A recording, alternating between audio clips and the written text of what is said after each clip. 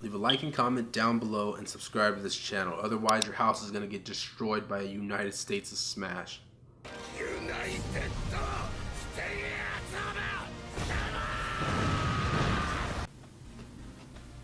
Hey there, and welcome back to our channel. Now, there has been an anime that has made a huge impact on me personally, but an even bigger impact on the anime community as a whole. You may already know it from the title of this video, but if you do not know this anime, then we are going to be talking about My Hero Academia today. So let's get right into that. So first things first, just get a little question out the way. Why wait until now to make a video about My Hero Academia? You know, with season 3 just wrapping up and season 4 being confirmed, which is actually pretty crazy considering the way animes are made nowadays. Usually new shows don't really make it past the 3rd season unless they're really popular, but of course My Hero Academia is really popular, so of course it was going to get a 4th season. But to answer that question for you, there has been so many times, and I can't stress this enough, so many freaking times where I wanted to make a video about this show, whether it was All Might versus Nomu, or I think his name was Nomu, or it was Bakugo and Deku versus All Might. I wanted to make a video about that. I wanted to make a video about Deku versus Muscular, all like the epic fights that happened in the show.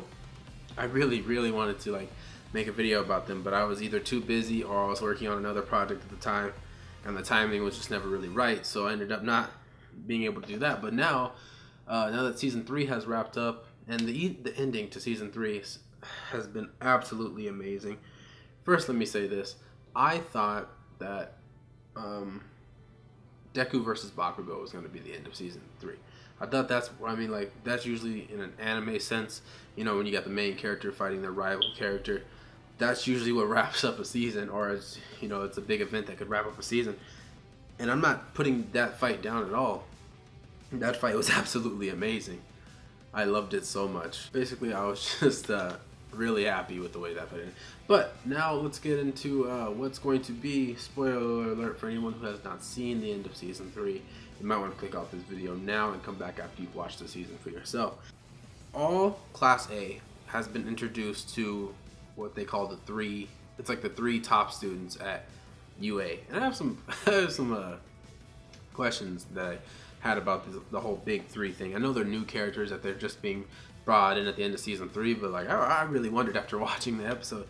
I was like, where have these guys been the whole time when you know, all this shit was going on around UA and anything. So everyone in the class, you know, Class A, they get introduced to the big 3, and these guys, they like at first, you know, they have a sense of intimidation about them because they're like, you know, they're the top students at UA. UA is such a renowned school and it has some of the best heroes come out of it, so these guys are like the top 3.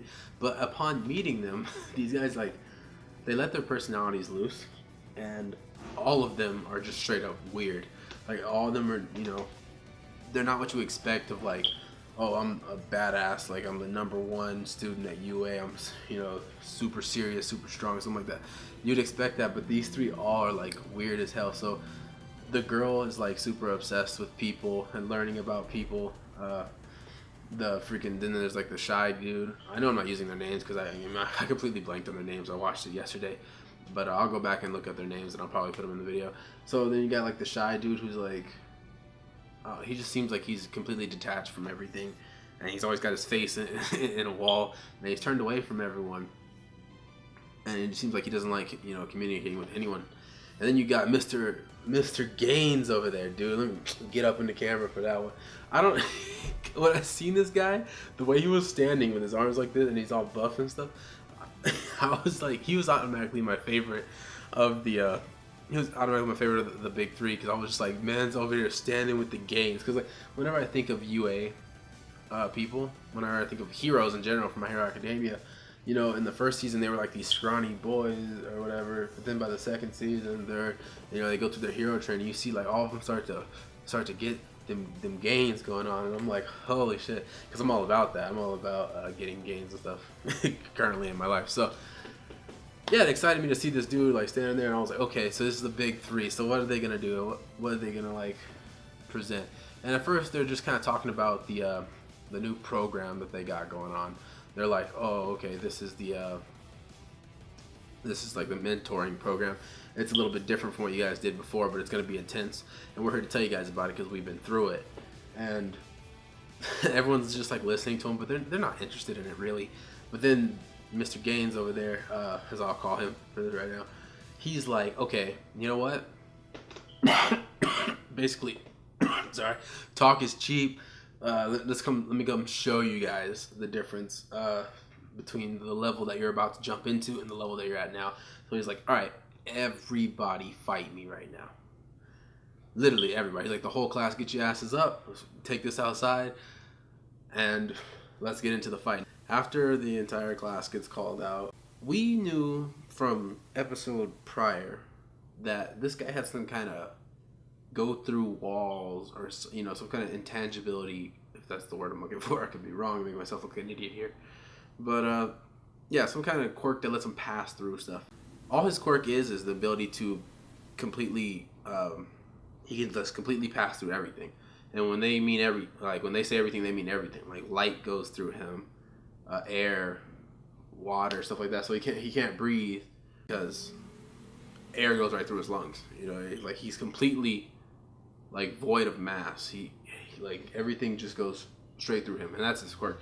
So they pretty much explain that in order to use his quirk to pass through things, he has to like say example for a wall. The example that they use is that when he walks through a wall, he has to go intangible to his whole body except for his leg, because if he were to go fully intangible, he'd fall through the floor. You know, because he can't, like he would just go through anything. So he has to go fully intangible except for his leg, step through to the other side, and then cancel the intangibility on his other leg that already stepped through, so that he can stay on the floor on that side, and then shift over to his leg that hasn't passed through the wall yet, go intangible with that leg, pass through. You know, it's very detailed, and I love that. And another detail that they give of his quirk is that mass cannot overlap each other. Like, for example, like my hand here and my hand here, they both have mass, so they would hit into each other. But with his quirk, say he got rid of his mass with this hand, it would go right through this hand. And then but if he were to cancel his quirk while two mass objects overlay each other, since that's not possible in like the world of My Hero, I mean that's not possible in the real world either, but like since two objects of mass can't overlap each other, when he cancels his quirk, if he's inside of another object with mass, he automatically gets forcefully shot out. Like, which is sick. That is sick. And that's why all the members of Class A thought, like, is he have a quirk that lets him pass through things and teleport? Because we saw him go in the floor and then he pops up behind them, you know, and they're like, what the hell's going on? Is he teleporting too? And what's actually happening is he would go underground, but since ground has mass, he can't cancel his quirk in the ground, or else if he did, he gets shot out. But by angling his body, and I'm trying to see if I'm remembering this correctly because he gets me really excited, but I don't want to get my facts messed up because then I get shit on the internet. Yeah, by canceling his quirk, he can angle his body and it would forcefully shoot him out somewhere else. Like, so yeah, this quirk was absolutely amazing. Deku, and I love the way that this was written. Deku gets really pumped up in this fight. I know that, like, unless Deku is fighting like a villain, like he's not really at his full, he's not really engaged in a fight, but he was really pumped up for this fight because one, he had been on house arrest for his fight with Bakugo. They both got put on house arrest. Bakugo is still on house arrest. I almost put Deku and Bakugo together and said Baku or something like that.